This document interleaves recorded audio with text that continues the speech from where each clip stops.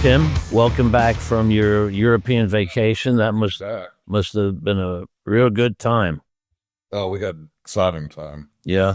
And from the pictures you sent, it seems that you were the Grand Marshal of a lesbian, transvestite, pro-Palestinian parade. Am I right? Well, I mean, that honestly is my first protest to participate in, and it's different. It's kind of a mixed bag, though, right? Yeah, you know. Between the lesbians, the transvestites, was there any confusion in the setting there, in the arrangement? How? Well, the way it happened, we were in a cab, and it just got log jammed, and the guy says, "I don't know what's going on up here, but we're not moving." So we got out, and that's when we saw hundreds of women marching down the way, and they had all sorts of signs, but the proper word for this group is what they call dikes. Oh, so you had all the necessary mechanics, but just wasn't your type, or? No, I thought they were my type. I was very pleased to jump into the parade there and do a little chanting and, learn a little bit about... Get any phone numbers? No, there was one lady there that said that she's there, to get a girlfriend, but I didn't qualify. You didn't qualify? No. Well, you can convert, right? They had transvestites there too. Oh, they had all of it. It was pretty exciting. But the thing about it was a peaceful demonstration. And so even the police don't have any weapons, and it was really enlightening to see some hateful protests, but with peace. Oh, did they have any, did they have beer? You could buy beer and hot dogs, and well, you could stop off anywhere you wanted to and purchase whatever you want to. But as far as the dikes, they were mainly chanting and you fit right in. Is that when you got these berets for us? Yeah, it was shortly after that. Oh, now I feel so special. Yeah, I wish I had video of that parade. I know that you sent some. I just haven't seen it to see if it has to be edited or not. Well, I did do a little flashing, but I figured that I got the free pass on that. Oh, my God. Remember back the week before, they were doing a protest with naked bicycle riders, and I thought that was interesting for a peaceful demonstration. You've seen it all. I think for sure I got to move to Euro now, right? I mean... It was really nice. Is naked bicycle riding, is there any... It seemed a little unusual to me. That I think it'd be disturbing the peace to be naked out there. But I would think that riding naked is not a pretty sight. I hear, yeah. Yeah. I'm 10. So it would not be pretty for me. Yeah. I think I would kind of revolt on that. Yeah. It could be dangerous, too. So while I was gone and enjoying this, did you find yourself getting upset about anything in particular, Alan? I get upset about just about everything now. Nothing is fucking easy. Everything is kind of a misery in that if you seek help, most of the people you seek help from don't know what they're doing. So there's an endless search for assistance and whatever it is you're needing assistance with. So, there's that constant anxiety and anger that gets fomented, because of this global stupidity. And, the situation in America is so disheartening, so disruptive, and it's so divisive that I'm fucking angry every day about it. So I don't watch the news. I used to read the news and not watch the news. Now I don't even read the news. And to think that a narco trafficker miniseries is more interesting than the real world, it's pretty fucking sad. I mean, comedy, and there's no good sports now. So without sports, I don't know what the fuck's going on. Well, I've been watching a lot of bare knuckle fighting, which is pretty angry sport. Yeah, I'm not into violence. Maybe stupidity, but I'm not into violence. And so I give you another little thing that I saw today. They get so many stupid emails, really ridiculous, and I can't go through them, but every once in a while, something catches my eye. And to all Americans, did you know that there's a mansion deficit? Could you even conceive of what a mansion deficit is? It's the inability for ultra wealthy people to find luxurious rental mansions. And they define that as a mansion deficit. And it's written about as if it's an important topic and that it qualifies as some kind of news. That is fucking pathetic. Talk about angry. There are no boundaries. There's no guardrails. There's no sensibility anymore. Nothing. And that fucking pisses me off. Whether it has to do with vaccines, right? Now, there's tons of proof. You and I, when we were kids, we used to get vaccinated for measles, mumps, other shit, whatever. Oh, yeah. If you went on a trip to Africa, you'd have to get Too big. You'd have to get some vaccinations for malaria or whatever. And we know that they work and we know that they're good. You get this fucking idiot, Robert Kennedy Jr., and, Secretary of Health and Human Services. That is so ironic and sickening and nauseating how this moron, this freak, can just eliminate that in this swish of a pen and fire all these people that are good public servants trying at least to protect American citizens. Now, we're not talking about red dye number 1 or yellow dye number 17. We're talking about vaccinations. And he wants to tie all vaccinations to autism. Now, obviously, I feel terrible for people with autistic kids. There are all kinds of behavioral issues. There are all kinds of medical issues that people suffer from. And that doesn't mean necessarily that we shouldn't do what we can to save society from mumps and measles and, malaria. I just think it's our duty to take care of mankind. And we're not doing that in this country. We don't give a fucking rat's ass. We got idiots from top to bottom. And you bet I wake up angry every day about that shit, because even if I don't watch it, somehow it gets into my head from listening or just being alive, somebody else talking about it, or a news article or a stupid email that I get. And we're fucked. So he's delusional. And he's going after Biden and the Biden administration because everybody knew he was defective with dementia or something, and like it was a secret. Now they're going to turn that into something. In the meantime, we got a president who's hallucinating, he's delusional, he's dangerous, and nobody gives a fuck. I mean, I feel like I'm lost in space. What about you? Well, I think there's several topics there that are a little more frustrating. Like you said, the world has really crashed and burned when billionaires can't find homes to rent in San Francisco. Doesn't that make you cry? I mean, that's got to really be tough. Yeah. For any price, any home, any place to not be able to rent one. That's we certainly hit the bottom on that. And as far as vaccinations, there's been a lot of debate on that, and but as far as I'm concerned, I just kind of do what I have to do and piddle along. I don't think you're any worse off for having vaccinations, and that's not to say that they can't affect people in different ways, shapes, or forms, but the vast majority of the vaccination world, whether it's polio or this or that, is good for society, good for Americans and people around the world, and they save lives. And, so it's Kennedy talks about vaccination like it's a criminal enterprise against, white Americans. Yeah. When I think about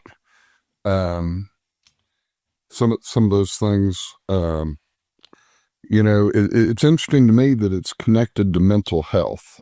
specifically autism, because growing up, I never really heard much of an emphasis on mental health. People were old, so they were senile. They went to the psychiatric centers, or you have kids that have problems, but it wasn't even addressed. It was a behavioral issue. Now we're seeing we're affecting mental health for the first time through vaccinations, and that's what I find interesting. Yeah, I mean, look, all the standards that we grew up with have been banished for one reason or another. Personally, I don't understand it. I mean, we've moved from nice, wholesome TV to insane stupidity and violence on the airwaves constantly 24/7. I don't think that's beneficial. I think it's worse than not having fucking vaccines. I mean, so where do these people in government get off? The dumbing down of America is a crime, and it starts with the nudniks in our government and our delusional, fantasizing president about his own greatness and perfection, and all he is a low-life grifter, thief, felon,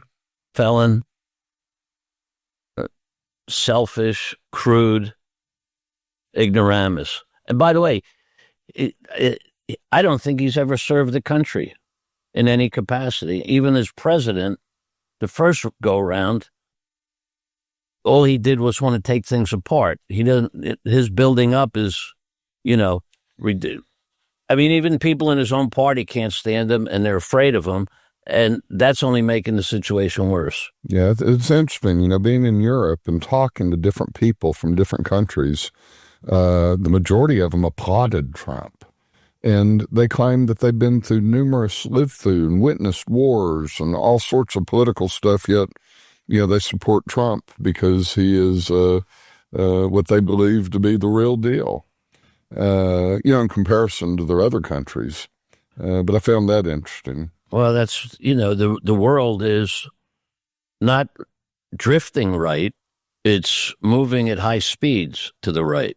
In all over every continent, there's a lot of strong, right-wing, opinionated people that are capable of doing better at tearing things down than building them up. Well, of course, they have so much more history than we do as well. I mean, to go to their dungeons and see their torture and their jails and, and the Holocaust. Thousands of years of wars and whatnot.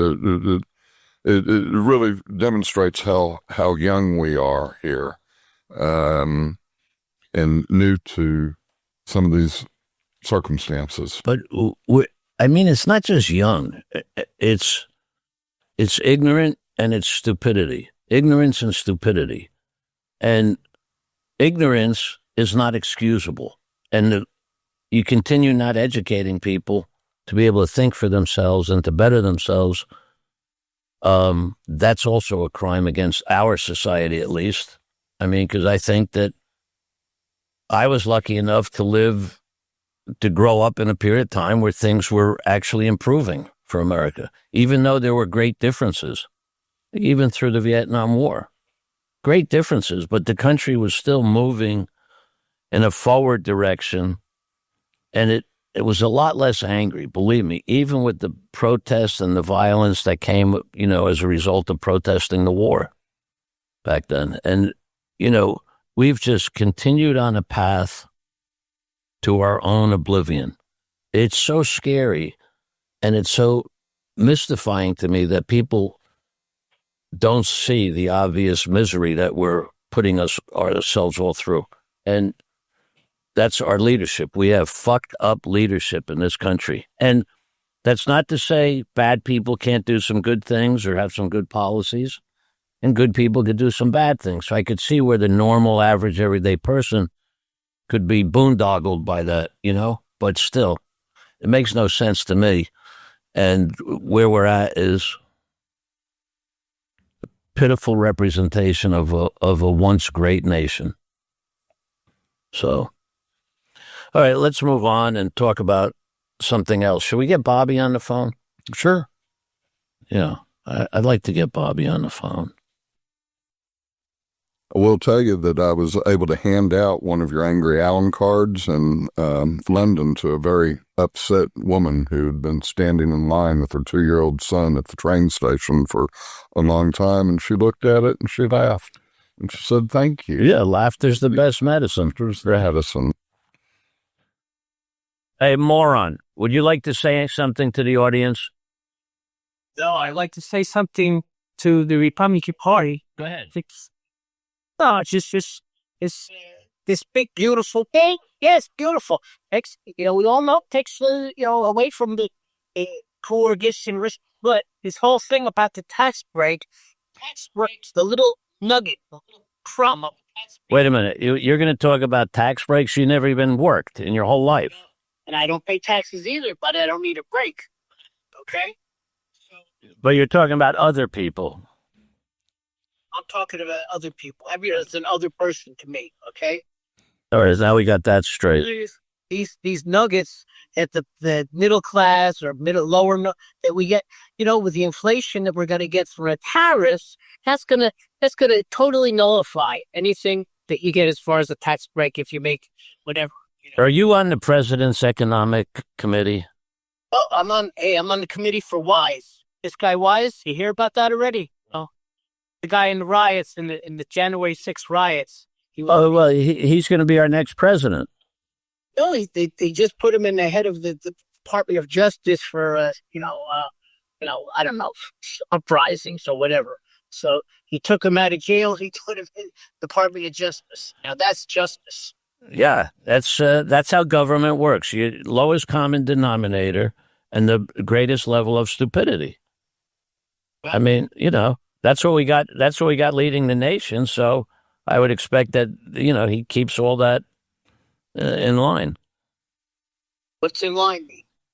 Listen, I brought you on the show so you could try to say something intelligent. Please don't insult yourself while we're on the air. That's okay. I've already insulted myself by answering the phone and talking to you. Thank you, Your Honor. Yes, you're welcome. So listen, as Judge Judy would say, the only opinion that matters is mine, okay? Thank you. Yep. That's what about Judge Joe Brown? He's Brown. He's a DEI judge. All those Brown judges are DEI. See? You sound like a liberal from California.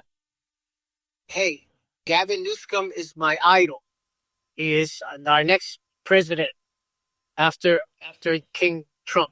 King Trump. After King Trump, there's only going to be Prince Trump, and then Little Prince Trump, and Little Trump Princess.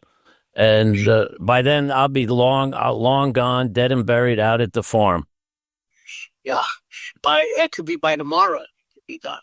Who knows? That's why we have to protest today. Yeah, well, you can't just do your little podcast. No, I'm here protesting every day. Tim and I are great protesters. I mean, we love to protest, and that's why we're going to hang up on you now, because we have things to protest. Okay, go run your jaws, okay? Anyway. Tim, I wish I talked to you, because... I see, he doesn't believe that we protest. Yeah. Well, look, I think we've spent quite a bit of time deriding our office of the Homeland Stupidity, or formerly known as the President of the U.S. But, yeah, so let's talk about one or two other things that kind of make you angry or me angry, because I still got a laundry list, but I'm just want you to move in here and try to choose a topic. Well, I'm pretty relaxed after this trip, but I will tell you that I've recently gotten a new cell phone, and that is quite a daunting task to set up a new cell phone through online, go into the store. I've called the police 2 times by accident, and it's... Did they charge you? Not yet. I'm still waiting on the show. They took your call seriously. Yeah, they're waiting on another text, I guess. But yeah, I think electronics are challenging, particularly with AI becoming a new topic, and that's interesting. Well, yeah, AI makes me mad, and it makes me happy because I can do less and have more. But other than that, it's like talking to Siri. And when you tell Siri that she's a stupid idiot, she tells me she's offended. I never yell at a robot because one day they may come back and get you.